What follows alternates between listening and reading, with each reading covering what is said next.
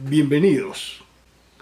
Álvaro Ortiz Monsalve, abogado egresado de la Universidad Nacional de Colombia y profesor en su Facultad de Derecho, Ciencias Políticas y Sociales, los saluda. En este video vamos a referirnos a las fuentes de las obligaciones civiles. Para estos efectos vamos a dar en primer término el concepto, luego una breve reseña histórica evolutiva para llegar al ordenamiento positivo colombiano, luego una valoración crítica y finalmente la doctrina en las diversas clasificaciones. Sobre el concepto de fuente, señalamos que es lo que da origen a otra situación, a otro hecho, a otra institución. En el derecho, fuentes se utiliza de manera muy concreta y específica para señalar las fuentes del derecho, que no pueden confundirse con las fuentes de las obligaciones. Las fuentes del derecho, recordemos, son materiales y formales. Y las fuentes de las obligaciones son los hechos o situaciones, tanto del hombre como del legislador, que dan origen a las obligaciones. Hechos o situaciones que crean relaciones jurídicas entre dos sujetos, uno llamado acreedor y otro llamado deudor, y a veces tienen ambos esa calidad recíproca, y en virtud del cual el deudor se compromete a realizar una conducta humana llamada prestación, consistente en dar, hacer o no hacer. Como ustedes saben, el origen de nuestro derecho es europeo y sistema romano-germánico. En Roma se trata ya de las fuentes de las obligaciones y Gallo hace la primera gran clasificación conocida como summa divisio y señaló en las institutas que las obligaciones nacen ya del contrato, ya del hecho ilícito. Posteriormente, el mismo Gallo, de quien en ciertos círculos romanísticos se decía en una época que no existió, y luego se dice que no hay mayor vestigio de su vida porque se trataba de una mujer. Noticia que nos cambiaría completamente la visión histórica que hemos tenido nosotros en materia de género y que estamos superando.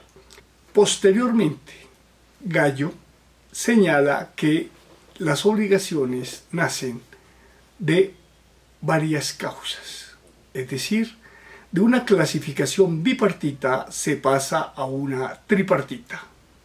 La historia de la humanidad avanza y también la historia del derecho. Y vamos a llegar al emperador Justiniano, y en sus institutas señala que las fuentes de las obligaciones en esa época para el derecho romano eran el contrato, el cuasicontrato, el delito y el cuasidelito. Recordarán ustedes que el Código Civil francés recoge esas fuentes, mas le agrega una quinta a la ley. Y también recordarán que el Código Civil chileno, con los anteproyectos de don Andrés Bello, en la parte de obligaciones y contratos, se fundamentó, o mejor, trasplantó ese derecho francés consagrado en su Código Civil, pero lo hizo con algunas modificaciones. Ya para Colombia, en 1863, nuestro sistema era federal, Estados Unidos de Colombia, y 9 estados soberanos conformaban la Unión. De esos estados soberanos, el Estado soberano de Santander tomó el Código Civil chileno y lo trasplantó para ese territorio. Posteriormente, otros estados lo tomaron con algunas modificaciones y el régimen general de la Federación de los Estados Unidos, a su vez, en 1873 adoptó el Código Civil colombiano, régimen federal que se transforma por el régimen unitario en la República de Colombia con la Constitución de 1886. Necesariamente había que mantenerse un régimen jurídico o expedirse uno nuevo o modificarse. Los constituyentes de esa época mantuvieron el Código Civil de 1873 y por eso se expide la Ley 57 de 1887, en la que se dice que se adopta para todo el territorio colombiano el Código expedido en 1873, con las adiciones y modificaciones que en algunos casos, por razones ideológicas, veníamos de una ideología netamente liberal y vamos a pasar a una ideología conservadora, era necesario hacer. Y en otros casos, para complementar o adicionar esa legislación. En materia de fuentes de las obligaciones, esas fuentes se consagraron en el Código Civil, adicionado con el artículo 34 de la Ley 57 de 1887. En el sistema jurídico colombiano, las fuentes de las obligaciones están señaladas en el Código Civil, adicionado con la Ley 57 de 1887. ¿Y cuáles son esas fuentes? Sin acudir al tenor literal, porque del mismo se podría desprender otra forma de interpretación, en concreto, en el ordenamiento positivo colombiano, las fuentes de las obligaciones son el contrato, el cuasicontrato, el delito, el cuasidelito y la ley. La jurisprudencia, doctrina probable con ese contenido y efectos de la Corte Suprema de Justicia en su sala de casación, ya desde 1934 ha adicionado el enriquecimiento sin causa. Veamos ahora una valoración crítica de esas fuentes de las obligaciones. Sobre todo vamos a referirnos al término cuasicontrato, que ha sido objeto y seguirá siendo de valoraciones, sobre todo por su contenido gramatical.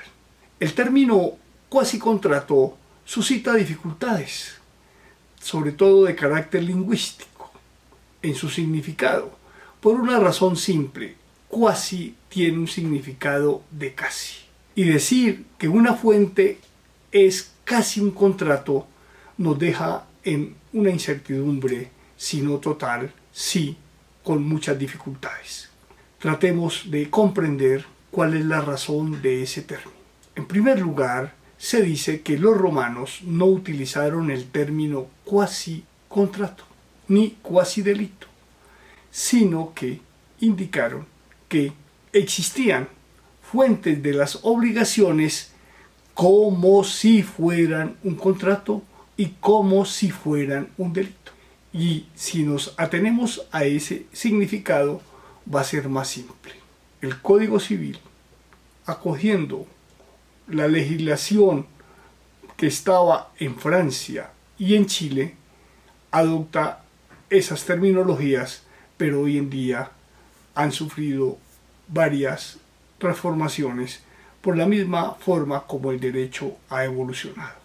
La segunda crítica que se le hace al Código Civil en cuanto al señalamiento de las fuentes está referida a que se indica que una de las fuentes de las obligaciones es la ley. ¿Y por qué se critica? Porque la ley, y en eso no hay ninguna duda, es de carácter general y abstracto, mientras que la obligación es de carácter concreto. ¿Cómo superar ese obstáculo? De una manera muy simple. La ley es fuente de las obligaciones cuando ningún hecho ni ninguna otra manera de obligarse podemos atribuirla a las fuentes anteriores.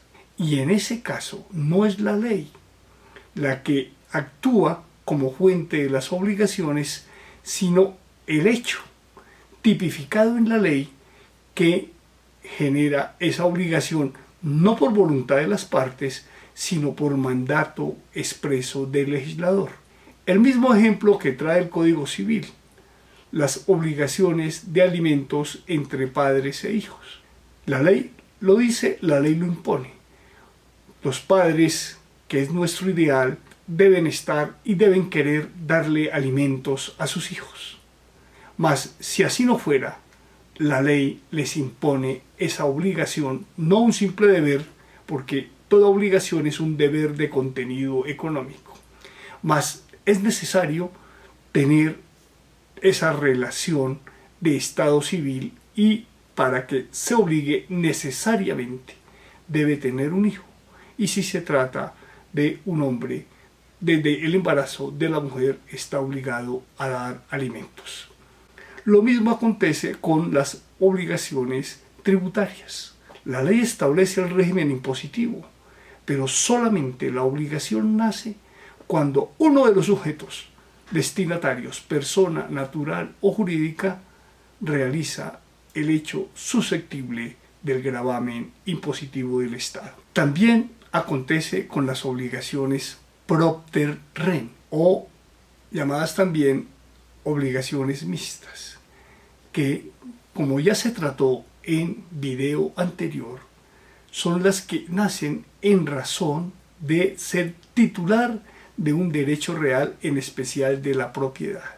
Ahí la ley establece la obligación, pero necesariamente el copropietario en la comunidad debe haber efectuado el hecho, generalmente de pago o de contribución a la mejoría de esa propiedad común.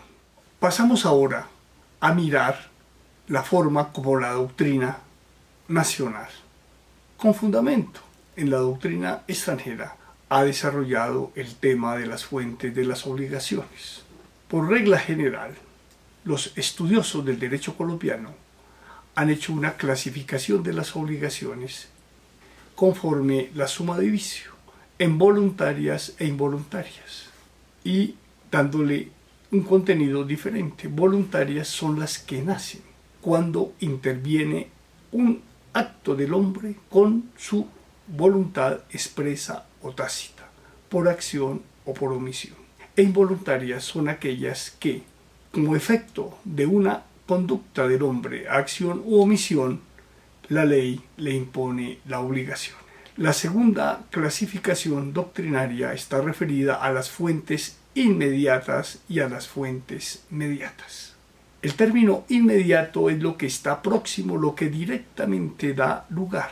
Inmediato es lo que requiere de un tercero o de algo más para que la obligación se produzca. Las voluntarias son fuentes inmediatas y la ley es fuente mediata. ¿Y por qué? Porque si bien la ley señala y es en realidad la fuente formal de todas las fuentes de las obligaciones en el derecho colombiano, conforme lo ya señalado, no produce, no genera la obligación por sí misma y se requiere de otro hecho que se debe ejecutar por el ser humano e incluso por otros sujetos que no tienen personalidad jurídica, como son los animales, y por las cosas que están bajo su cuidado o le pertenecen. También la doctrina colombiana se refiere a las fuentes de las obligaciones acogiendo la evolución histórico-social y además la evolución positiva normativa de otros países. Y para la doctrina colombiana, casi de manera unánime, las fuentes de las obligaciones son el negocio jurídico de contenido patrimonial, que en Colombia se llama casi como si fuera sinónimo acto jurídico. En segundo lugar, la otra fuente es el hecho ilícito o acto ilícito. En tercer lugar, la otra fuente de las obligaciones que se acepta por la doctrina y por la jurisprudencia de la Corte Suprema de Justicia está referida al enriquecimiento sin causa, y la cuarta fuente es la ley.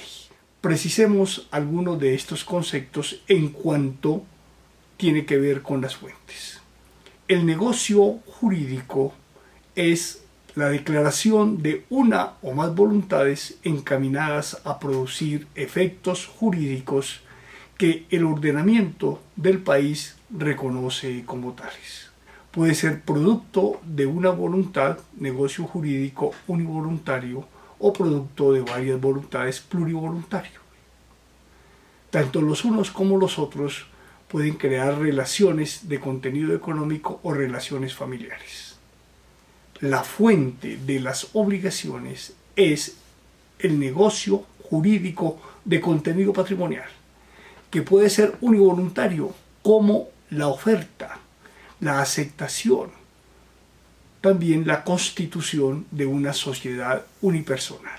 Y negocio jurídico plurivoluntario es el contrato o convención. Inicialmente se criticaba la redacción del Código Civil porque igualó contrato y convención. Hoy en día esa diferencia ya no tiene lugar, aun cuando la precisamos. La convención crea, modifica, transforma y extingue relaciones jurídicas. La finalidad del contrato es crear obligaciones, y la de las obligaciones es crear prestaciones de dar, hacer o no hacer. Sobre la segunda fuente de las obligaciones, el hecho ilícito, que con mayor rigor debe denominarse acto ilícito, porque está referido a las conductas de los seres humanos, no a simples hechos de la naturaleza, que es lo que determina la condición de hecho jurídico propiamente tal. Esos hechos ilícitos pueden ser causados con intención, y va a ser el hecho ilícito doloso, o sin intención, con culpa que es causada por imprudencia, impericia, negligencia o violación del reglamento. Y por una tercera situación, que en el derecho colombiano aún suscita controversias, por una responsabilidad objetiva independientemente del dolo o de la culpa. Específicamente, y no hay duda en esa situación, el Código Civil consagra la responsabilidad por el hecho del animal fiero, del que no se saca ningún provecho para la protección del predio. En este caso, la responsabilidad no mira la existencia de culpas, pero también los desarrollos doctrinarios e incluso algunas sentencias de la Corte Suprema de Justicia ya expresan que en las actividades peligrosas, que son las que suscitan un riesgo no individual sino para un grupo colectivo, el uso de ciertas energías, como la energía eléctrica, disparar un arma de fuego, utilizar explosivos, la misma aviación, el transporte aéreo, el transporte terrestre, con utilización de energías distintas de la sola humana, van a ser catalogadas como actividades peligrosas que generan responsabilidad independientemente de si hay dolo o culpa de quien las causó. Y si nos detenemos en el Estatuto del Consumidor, vamos a encontrar que hay unas conductas eminentemente de responsabilidad objetiva. La tercera fuente es el enriquecimiento sin causa. Lo primero que hay que observar es que el enriquecimiento sin causa, tradicionalmente y en sus orígenes históricos, es un principio del derecho, que generaba desde el derecho romano la actio in reverso. Ese principio sigue existiendo y es un principio que le sirve de fundamento al legislador, al intérprete y también al juez cuando no haya ni analogía, ni doctrina constitucional, ni costumbre para aplicar a un caso concreto. Ese enriquecimiento sin causa como fuente de las obligaciones requiere que la obligación no sea causada por ninguna de las anteriores. Y además exige que se den los presupuestos que históricamente son fundamento de ese enriquecimiento incausado, no ilícito, porque el enriquecimiento ilícito puede ser causado. Ese enriquecimiento, como fuente de las obligaciones, exige los requisitos o presupuestos que desde la antigüedad se han exigido también para ese principio general del derecho. ¿Cuáles son? Que un patrimonio se incremente y que correlativamente haya otro patrimonio que se empobrezca. Enriquecimiento que no necesariamente debe ser porque ingresen unos valores o unos bienes, sino también porque debiendo egresar, debiendo disminuir, no disminuye. Enriquecimiento y empobrecimiento que debe tener entre sí una relación de causalidad. Y el otro supuesto es el carácter sucedáneo. Se requiere que no esté esa obligación causada por ninguna de las fuentes anteriores. Dentro del enriquecimiento sin causa vamos a tener como formas de obligarse las generadas por el abuso del derecho y por el cuasicontrato del pago de lo no debido. La agencia oficiosa, como hay dos sujetos, el gestor o gerente y el oficiado, para ese gestor de negocios ajenos, la fuente es su voluntad y el ejercicio de esa declaración de voluntad. Finalmente, la ley con las observaciones que hemos hecho anteriormente.